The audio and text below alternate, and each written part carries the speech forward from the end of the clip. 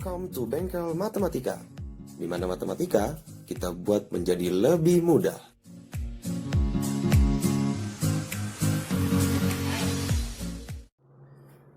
Ya, di video saya kali ini saya akan menjelaskan materi tentang matriks. Nah, apa itu matriks? Matriks itu adalah sekelompok bilangan yang disusun berbentuk persegi panjang atau persegi. Nah, biasanya nanti di dalam matriks itu ada yang disebut dengan baris dan juga ada yang disebut dengan kolom. Nah, di sini matriks yang akan saya bahas masih matriks dalam kategori paling dasar. Jadi kita mulai dari awal muasalnya matriks. Supaya apa? Supaya nanti kalau kita berangkat lebih jauh tentang matriks, kita bisa memahami. Jadi kita pahami dulu definisinya si matriks. Nah, jadi kita berangkat dari definisi dulu. Nah, untuk memahami matriks lebih lebih paham lagi, saya akan memberikan sebuah contoh soal. Contoh soalnya adalah seperti ini. Saya bacakan soalnya. Ubahlah daftar tabel berikut ke dalam bentuk matriks. Nah, diberitahukan di sini ada 1, 2, 3, 4, 5. Ada 5 kolom dan ada 1, 2, 3. 3 baris. Ada 3 baris. Baris yang keempat itu, baris yang pertama itu kan tuh hanya sebagai judulnya aja ya, jadi nggak dihitung. Jadi yang dihitung yang punya muatan aja, yang punya nilai saja. Nah, ini di sini ada toko buku, jenis bukunya ada matematika, ada fisika, ada kimia, ada biologi. Nah, jadi ini ada 3 toko buku. Jadi dimisalkan toko buku yang pertama itu adalah toko buku A, toko buku B, dan toko buku C. Nah, di mana setiap toko buku itu memiliki persediaan buku. Nah, di sini bukunya dalam jenis buku mata pelajaran. Untuk toko A, dia punya buku matematika 40, fisikanya 25, kimianya 32, dan biologinya 6. Dan toko buku B, matematikanya punya 35, fisikanya punya 15, kimianya punya 42, dan biologinya punya 12. Dan toko C, dia punya matematika 30, fisikanya 5, kimianya 28, dan biologinya 36. Nah, si soal minta diubah ke dalam bentuk matriks. Bagaimana caranya? Caranya sangat-sangat mudah. Ingat, dalam penulisan matriks itu harus diberikan tanda kurung atau kurung siku. Jadi kita bisa pilih salah satu, mau pakai tanda kurung atau menggunakan kurung siku. Seperti penjelasan saya di awal tadi, nanti kita akan memiliki baris dan kolom pada matriks itu. Ya. Nah, nanti jadi pada penulisan matriksnya saya misalkan semua informasi atau data yang diberikan oleh soal ini, saya rubah dalam bentuk matriks P misalnya. Jadi P, oke, untuk pemberitahuan lagi, pada saat menuliskan huruf pada matriks, itu harus menggunakan huruf kapital, bukan huruf besar ya, tapi huruf kapital. Jadi beda huruf kapital dengan huruf besar. Harus pakai huruf kapital. Kalau pakai huruf kecil atau bukan kapital, nanti salah.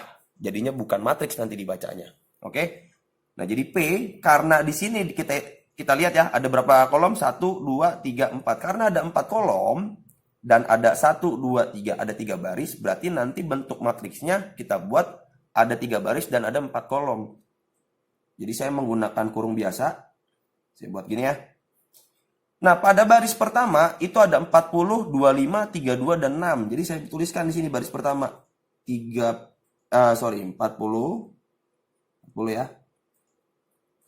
25, 32, dan 6.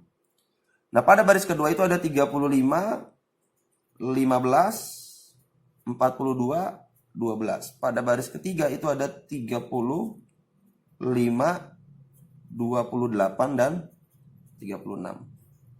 Nah, kalau perintahnya hanya disuruh bentuk dalam bentuk matriks, sampai sini saja sudah selesai sebenarnya. Ya, ini udah selesai. Jadi semua muatannya atau semua datanya yang pada tabel ini kita pindahin ke dalam bentuk matriks. Sebenarnya cuma tinggal kasih tanda kurung aja. Tulisin aja tuh baris pertamanya apa, angkanya berapa saja, baris kedua angkanya berapa saja, baris ketiga angkanya berapa saja. Nah, di dalam matriks mempunyai ordo. Ordo itu ya, ordo matriks ini bisa kita tuliskan tergantung dari jumlah baris dan jumlah kolomnya. Nah, sekarang kita lihat. Jumlah barisnya tadi ada 3 baris dan jumlah kolomnya ada 4. Dan ordo matriks itu, ordo ya, saya tulis ordonya. Ordo matriks P, ya ordonya itu dituliskan A dikali B. A-nya itu adalah jumlah baris. Tulis ya, jumlah baris. Dan B-nya itu adalah jumlah kolom. Ini jumlah kolom. Jadi ingat ya teman-teman, ditulis dulu barisnya baru kolomnya. Jadi kita tahu bahwa barisnya ada 3 dan kolomnya ada 4. Jadi kita tuliskan ordonya adalah 3 dikali 4. Jadi nggak usah dihitung ya, 3 kali 4 sama dengan 12. Nggak usah, sampai sini aja selesai. Nah jadi si matriks P ini mempunyai ordo 3 dikali 4. Jadi kira-kira seperti itu untuk penjelasan awal tentang matriks. Lalu dari matriks P ini bisa kita sebutkan unsur-unsur atau anggota-anggota dari si matriks P-nya. Nah, bagaimana caranya? Ini saya garis dulu supaya rapi. Nah, ini kita mau cari anggota matriks P. Nah, cara menentukan unsur-unsur atau anggota matriks P-nya itu tinggal lihat aja pada matriksnya ya. Pada matriksnya. Jadi ada yang namanya A11. A11 itu artinya adalah anggota yang letaknya pada baris 1 dan kolom 1. Yang letaknya pada baris 1 dan kolom 1. Berarti apa? 40. Jadi untuk A11 itu sama dengan 40. Karena 40 ada di baris 1 dan di kolom 1. Setelah itu ada yang namanya A12. Jadi kita daftarkan tuh anggota-anggotanya. Kalau A12 berarti artinya itu di baris pertama dan di kolom kedua. Berarti baris pertama ya, baris pertama pada kolom kedua. Ini kan kolom 1, kolom 2, kolom 3, kolom 4. Ini baris 1, baris 2, baris 3.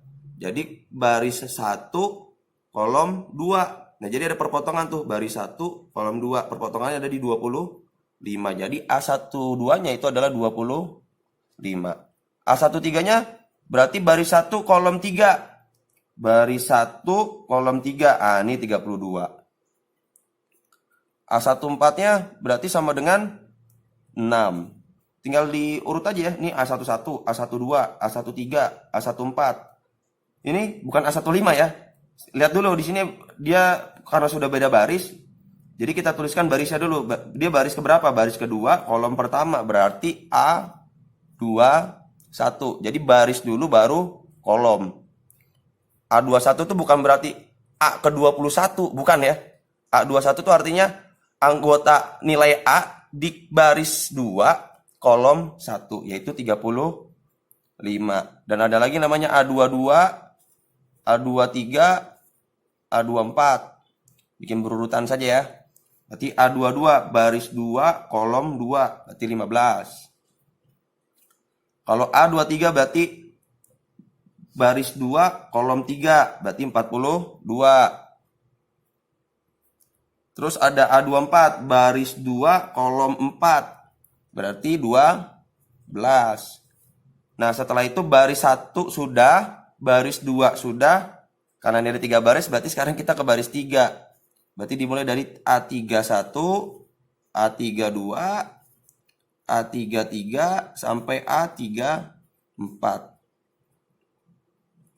Berarti A31 itu 30. Baris 3, 1, 2, 3. Kolom 1. Nah, berarti 30 ya. 30. A32-nya baris 3, kolom 2. Berarti 5. A33-nya berarti baris 3, kolom 3. 28. A34 baris 3, kolom 4. Berarti 36. Nah, inilah cara kita mendaftarkan atau menyebutkan unsur-unsur atau anggota-anggota pada sebuah matriks. Mau matriks P, matriks A, dan lain sebagainya. Intinya ditulis dalam huruf kapital. Ya, jadi kita bisa lihat nih. Saya balik lagi ke sini. Ya, saya balik lagi. Kalau kita lihat di sini dia punya baris dan punya kolom. Jadi definisi ini membenarkan atau menuntun kita untuk membuat sebuah data dalam bentuk matriks. Kira-kira seperti itu. Nah, untuk dari matriks ini, dia juga punya yang namanya bentuk umum. Bentuk umum dari sebuah matriks. Nah, bentuk umum matriks itu apa sih? Kalau misalkan disebutkan dalam bentuk umum atau bentuk notasi, bentuk matriks itu bentuk umumnya adalah seperti ini. Nih, saya tuliskan ya. Jadi saya misalkan P aja. Jadi P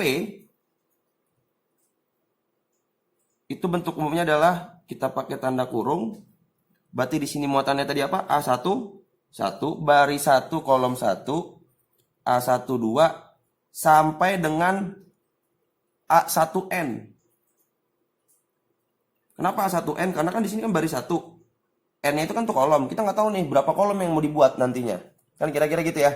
Jadi terserah si data yang kita punya. Ini kalau misalnya kolomnya ada 100, ya udah berarti kita bikin sampai A1 100 gitu kira-kira. Nah, ini berarti di sini ada yang namanya A21 sampai dengan AN1.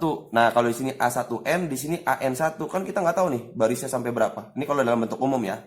Kalau bentuk umum, barisnya ada berapa? Ini yang pasti kan yang di sini kan pasti kolom 1 kan, makanya ditulisnya 1.